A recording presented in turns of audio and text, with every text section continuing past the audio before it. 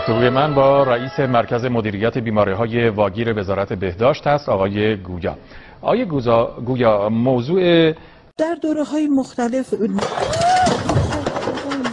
صندلی پایش شکست. خانم من خیلی معذرت می‌خوام. یه لحظه یه تصمیم هم که هفته آینده که مصادف است با شهادت بانوی اسلام صدیقه طاهره حضرت فاطمه زهرا سلام الله علیها و هفته بعد از اون 14 خرداد که مصادف است با رحلت جانگداز امام امت. هرچندم باخته باشیم خیلی با غیرت بازی کردن بچه‌های ما، یعنی اون انتظاری که از تیم ملی داشتیم ما برآورده کردن. واقعا بهشون تبریک میگم. همون صحنه‌ای که لاپایی زد لایی دیگه لاپایی